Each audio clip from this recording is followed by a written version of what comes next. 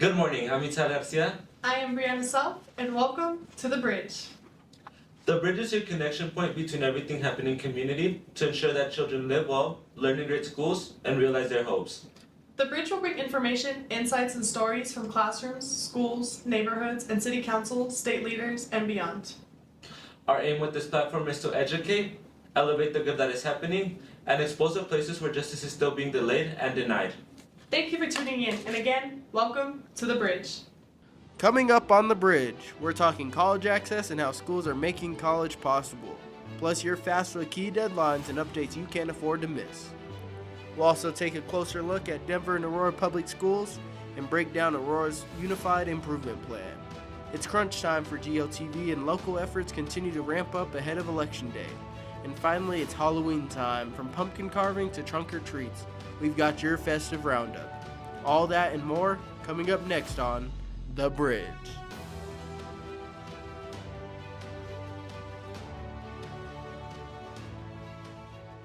Well, Itzael, it's November. Can you believe we made it this far? I know we're almost at the end of the year and it's holiday season, so I'm excited for that. School should be wrapping up around this time too. For many students, college seems like another waste of time and money. But in Denver, there are a lot of schools trying to change that narrative. For more on that, we switch to our reporter in the field, Caleb Jones. College has not always been in the view of all students in Denver, heavily due to a lack of awareness, affordability, and ability to apply. In 2018, Governor Jared Polis and the Colorado Department of Education launched the very first Colorado Free Application Day for all students, where application fees are waived for public and some private institutions.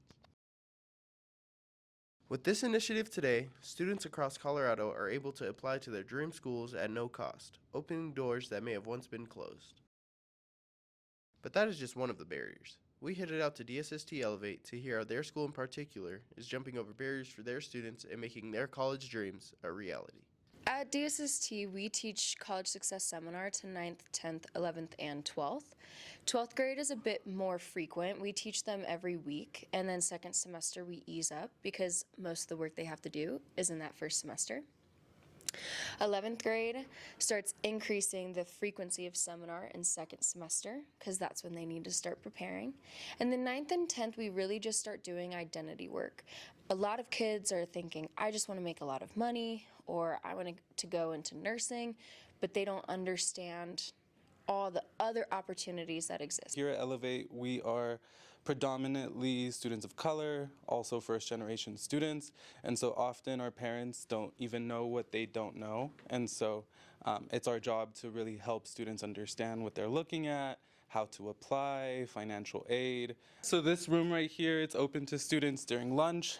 Throughout the day, we'll pull kids, do some one-on-one check-ins, and just see where they're at, how we could support. Schools with systems and staff members like the ones at DSST Elevate are essential to bringing students the supports they need when applying and going to college. But don't just take my word for it, take the students. I feel pretty confident the College Success team here really narrows it down completely to, they help you a lot. There are a ton of scholarship resources and opportunities, which I feel like would be kind of secluded and students wouldn't know how to use them without the College Success team, so that's been very insightful and very helpful. College was something I never thought of. My freshman year, I didn't have the best grades. I was failing. And then when I came here to Colorado at DSST, it helped me realize the potential of me getting like A's and B's and finally achieving that grade to like go to college and pursue the dreams to make my family and myself proud as well. We see schools across Colorado working to ensure their students make it to and through college. From the classroom to the community, education connects us all. For The Bridge, I'm Caleb Jones. Thanks, Caleb. It's great to see all the good things that are happening in our schools. I know, it's great to see all the great stories being elevated. According to the National FAFSA Tracker, Colorado students are leaving millions of dollars on the table by not filling out their FAFSA. Only about 45% of the high school class of 2025 filled out a form. A report by the Colorado Department of Education indicates that around $30 million are being left unclaimed when people do not fill out their forms. This can be due to lack of awareness, misconceptions about eligibility, or little to no support. Be sure to get started with your application today. FAFSA is now open. Don't be afraid to ask for help by visiting your college center, or if you don't have one, visit FaithBridge today. This week, Denver Public Schools had a series of board meetings. A special session on Wednesday, October 29th to discuss the Director Youngquist Bias Report. The session was accompanied by a regular board meeting with public comment on October 30th, where the newly revised end statements were passed. Stay tuned for next week when we go over them and break those end statements down. Alongside DPS, Aurora Public Schools has had a regular board meeting held last week. APS board meetings are generally held the first and third Tuesday of every month, with public comment being held the second Tuesday of the month. At this meeting, the board discussed the draft of the new policy dealing with the board member censure. The censure policy is designed to maintain the integrity, credibility, and effectiveness of the Board of Education. The board has not yet voted on this policy draft. The board also discussed its unified improvement plans for the district. UIPs were introduced in 2009 to streamline improvement plans components of state and federal accountability requirements. For more on the unified improvement plans, here's Breanna with the breakdown. Thanks, Breanna. Now, before we talk unified improvement plan, we've got to understand what feeds that, right? So a lot of folks have heard about the SPF, the School Performance Framework, which is a state of Colorado measure for how well our schools are doing. And on that measure, you see schools are rated in achievement, right? They have achievement and they're rated in growth. So if you're in an elementary school or middle school, 60% is rated on growth, 40% is rated on achievement. And if you're in a high school, that's 30% on achievement, 30% on 40% on growth, and then you have 30% on post-secondary readiness. And when we look at those, all of that feeds what we call the Unified Improvement Plan, right? And so, as Breanna was saying, in the Unified Improvement Plan, this thing started in 2009, and the whole point of the Unified Improvement Plan was to bring like a singular playbook for student improvement. So I'm wearing the Colorado Rapids. They got 11 players on the field, and if all 11 players had their own playbook, they would not win games. So I guess they must all have their own playbooks. No, but you got to have one singular playbook that moves the entire team to achieve the goal. What's the goal that we hear with the Unified Improvement Plan? To ensure all students exit the K-12 education system ready for post-secondary education and are to be successful in the workforce, earning a living wage immediately upon graduation. That means the goal of the UIP is to make sure that my kids get off my couch and go make some money. It says it right there.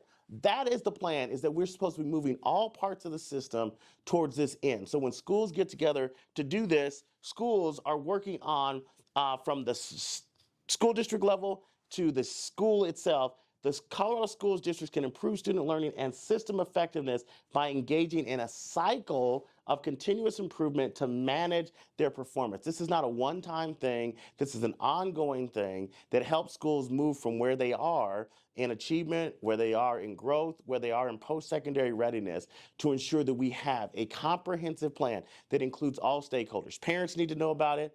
Students need to know about it. Teachers need to know about it. School leaders need to know about it, and even community partners need to know about it. And guess what? The best place for this to happen is at your school accountability committee or your CSC, and at the district accountability committee. All of those committees, CSC and DAC, are responsible for ensuring DAC, the district improvement plan, and your CSC responsible for ensuring your school UIP. These are the playbooks. These are the tools. And if you don't know your school's playbook, get in contact with your school principal. If you don't know your district's playbook, get in contact with your school board representative, who then would connect you with a member of the district accountability committee. These are the playbooks. So when you see student achievement at levels that you're not happy with, if you see student growth levels at levels that you're not happy with, somebody needs to say, hey, what's the playbook? What's our UIP say? What are the root cause strategies? And the other thing that we need to look at too is when we talk about what goes on in the UIP, this is what we're looking at. We're talking about priorities and targets. We're talking about root causes and strategies, and we're talking about action plan and progress monitoring. All of these things are components that are in the UIP that you as a parent, you as a student, you as an educator, you as a community member can know all of these things and say, hey, here are the priority targets that we've identified because we've done this root cause analysis. We looked at these strategies and we're going to implement these things. And then you set forth an action plan that allows you to progress monitor these things. So you can say, are we moving in the direction that we want to move? UIP. lots of fun stuff to learn, to nerd out about, but most importantly, to ensure quality schools, quality learning experiences for all of our kids across the state of Colorado. That is the UIP breakdown. Now back to you guys at the desk. Thank you, Vernon. That was a lot of great information. But Breanna, what are 3 key takeaways people should know about UIPs? You can check in with your CSC, attend a DAC meeting, and talk to classroom teachers to see how strategies are being implemented. Thank you, that was awesome. And make sure you guys go out and follow those steps. Voters in Denver have historically had low voter participation in coordinated elections. This year, Denver Public Schools has 4 seats up for election. Districts 2, 3, 4, and at large. The last time these seats were up for election, only around 166,000 out of the 467,000 registered voters in Denver turned out to vote. Elections like these that many consider smaller elections consistently have voter turnout below 50%. From seafood boils to community engagements, Faithbridge and other community organizations are working to bridge the gap between voter knowledge and voter participation. The southwest region of Denver has consistently had lower voter turnout than any of its surrounding regions. Through meeting the community where they are at, Faithbridge is looking to change that by understanding what members of the Southwest value when it comes to voting. Why is it important to get out the vote? Why is it important to vote? I think it's important to vote, to get your voice out there and just show what you're about. Para mí es importante que seamos padres presentes y siempre estemos involucrados en la escuela para así darnos cuenta de cómo está trabajando el sistema educativo. So whether or not you have kids in school, it's super important that we have leaders at the school board level that are going to be fiscally responsible and hold our superintendent and the rest of the schools really accountable for the education and academic outcomes of our students. Not all people understand why they should vote, so members of the Faithbridge team also took time to teach. Make our voices be heard in the system. So it's very important to us that we start this voting season. Ballots are already arriving at people's homes, and we want to make sure that everybody understands that your vote matters, and we want you registered and want you to have a voting plan. Low voter participation is not unique to Southwest Denver. The far Northeast faces the same problem. Denver Families for Public Education partnered with Faithbridge and other community organizations to give the far Northeast the tools and information needed to be confident voters. So why was it important for you to put together this event and invite other community organizations to be a part of this event? Yeah, it was important for us to put together this event because we really wanted to bring communities together that typically don't vote in school board elections or who are not aware or informed on what issues come about in local elections, because we know typically people just think about presidential elections and that's every 4 years, but local elections impact our communities directly. So right in our backyard, we see the changes. In order to help communities, you have to know where they are and the issues they face when voting, but also what they find to be important when voting and why getting involved in helping others to vote matters. Every person's voice is a seed for a message. Yes. Right? So, hey, maybe this time you didn't get your particular thought process carried over what you may have voted on, but maybe it blossoms into some other idea or something that may be voted on in the future. So I think it's important that we hold each other accountable by making sure that you do vote. The decisions that we're making currently right now are going to impact the children, going to impact your little brother, your little sister. So if you know that you play a role and you can have the opportunity to make an impact on those decisions, you've got to try to encourage people to do that. It's all about voice, right? Community voice. We have to come together. We have to work together. So whether it's MOC, my below organized community, Faithbridge, CCC, anybody, we have to work together to get out the vote. Election day is right around the corner. Don't forget to fill out your ballots and cast your vote by November 4th. Remember, in Colorado, you are able to register on election day and cast your ballot the same day. This election, you will vote on various measures ranging from bonds to healthy school meals, a very critical election for school boards. Remember to use your Blue Books and other resources to help you be an informed voter. On a different note, last night was Halloween, and Faithbridge partnered with the United Church of Montbello for a community trunk or treat event filled with family, food, and friends. Kids had a fun time while parents provided tons of candy. Thank you for joining us today on The Bridge. Once again, my name is Itzael Garcia. I am Breanna Self, and we encourage you to subscribe to us on our YouTube channel and share with your friends. And remember, don't burn your bridges because you may have to cross them someday.